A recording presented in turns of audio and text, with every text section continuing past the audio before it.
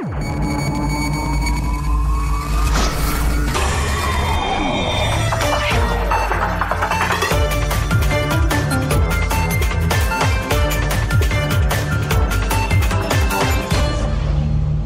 chers confrères, je voudrais m'adresser à vous, chers consoeurs et chers confrères, pleins de courage d'une profession qui souffre. Oui, notre profession, la presse en général, et celle écrite en particulier, est malade. Elle est malade et victime depuis trop longtemps de nombreux maux. Ces mots s'appellent précarité, amateurisme, insécurité, difficulté d'accès aux sources d'information, absence d'un réel statut de professionnel des médias, menace des médias en ligne, prison, corruption. J'arrête la liste sur ces fléaux qui ne sont pas exhaustifs. La presse est malade, disais-je, certes, mais il existe un remède à chacun de nous, acteurs de la presse écrite, qui sommes ici présents ce mercredi 12 juin 2019. Un remède qui tient sa source de notre union. Un remède qui peut guérir cette plaie grabataire, mais pas agonisante. Un remède qui commence aujourd'hui. Ce remède, c'est notre volonté d'agir ensemble pour une nouvelle dynamique. Mes chers consoeurs, chers confrères et honorables invités, j'ai été depuis plusieurs années l'un des échos discrets de vos peines, de vos espérances. Certains d'entre vous m'appellent votre consolateur, d'autres le candidat de l'équité. Ne soyez pas superlatifs. En m'assignant une trop grande importance, vous ôterez à mes futures tâches de conseiller le poids que leur donne ma position, que je voudrais discrète et donc de service. Dans les combats politiques, les champs de bataille se couvrent bien souvent d'attaques sur fond de diatribes et autres inimitiés. Sans vouloir m'ériger en donneur de leçons, je voudrais vous prier de ne pas prêter flanc à ce jet qui nous dessert, plus qu'il n'apporte de réelles solutions à nos problèmes d'hier et aujourd'hui que nous voudrions plus voir demain. Mais si d'aventure, je ne suis pas à la force des choses contraint, à prendre une part active à ces luttes, je viendrai alors compère de ceux-là, même à qui je tendrai une main fraternelle. Parce que tout simplement, nous sommes les mêmes. Et la période électorale qui devait être une occasion de confronter nos idées ne peut nous diviser, à tel point que nous ne pourrons plus partager après les agapes fraternelles. Ne m'arrachez donc pas à la solitude, où, recueilli en moi-même, je vous ai semblé avoir le don de prophétie. Je ne suis pas de ceux qui ont besoin de crier en place publique. Je suis journaliste. Non, je suis simplement l'un de vous.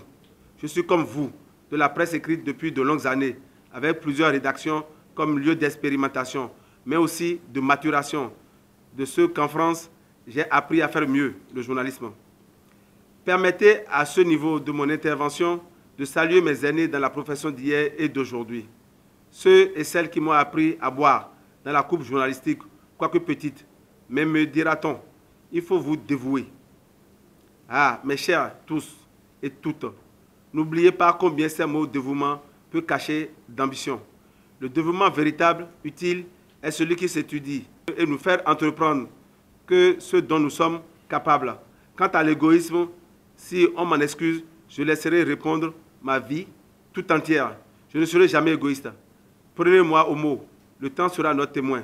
Chers confrères et honorables invités, n'est-ce pas sage qu'à une époque où tant de gens se prétendent propres à tout, quelques-uns donnent l'exemple de savoir n'être rien.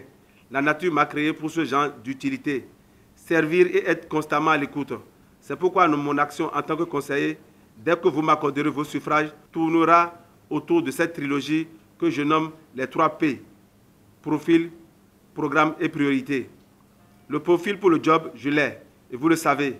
Le programme, ce que je vous invite à partager avec moi sur la plaquette que vous aurez à la fin de cette cérémonie. Ma priorité, c'est vous, mes chers consoeurs, chers confrères et honorables invités, vous que je viens de servir. Ce jour tant attendu est venu. Je n'ai pas le droit de me dérober. Je suis candidat et je compte sur vous pour être dans peu de jours votre conseiller à la HAC, 6e mandature. Mais tout cela ne sera pas facile, je le sais. Il y aura naturellement des difficultés de divers ordres. Mais grâce à vous, nous allons les surmonter pour une presse écrite moins critiquée, mais plus tatillonne, plus efficace, plus professionnelle. En période électorale, disais-je, chacun se garde bien de faire peur. Mais nous le savons bien. Des difficultés se préparent et sont déjà présentes. Mais nous allons les surmonter pour vaincre la fatalité. Mes chers consoeurs, chers confrères et honorables invités, je suis un démocrate. Je crois être bienveillant et professionnel. Je crois aussi, et je le dis sans vanité, soyez-en sûrs, être capable de fermeté. Et l'avoir prouvé à maintes occasions pour préparer avec vous des lendemains qui doivent être heureux pour chacune et pour chacun de nous dans la profession. J'ai l'honneur de solliciter vos suffrages. Vous le voyez, le meilleur à notre portée. Alors aujourd'hui, je vous le demande, ne décevons pas l'espoir que la jeune génération a mis en nous. Rendons-lui ce qu'il attend de nous. Soyons dignes de son expérience. Voilà pourquoi je suis venu vous parler aujourd'hui. J'ai la volonté de vous réconcilier, de rassembler notre corporation face aux défis qui sont les nôtres.